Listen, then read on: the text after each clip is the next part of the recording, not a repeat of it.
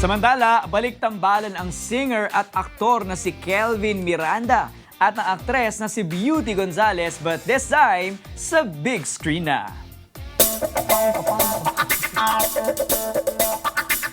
Sa isang press conference para sa kanilang bagong movie ay masayang hinarap ng cast ng After All ang mga entertainment press. Nagpapasalamat ang dalawa sa muling pagtitiwalang ibinigay sa kanilang love team.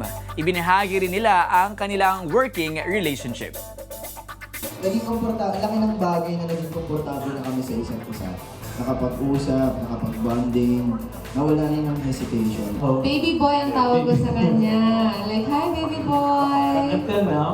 Yeah, so baby boy pa rin. He's my baby boy. Kasi, it's nice to work with someone that is also open and, yung collaborative. It's a big help yun eh. And noong una, parang baby talaga siya eh. Sarap niyang alagaan. Promise. Mabait si Kelvin. Oh.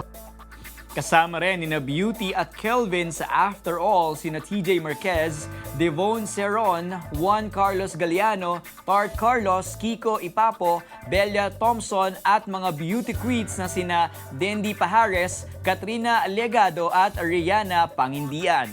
Ito ay sa ilalim ng ALV Films at mula sa direksyon ni Adolf Alex Jr.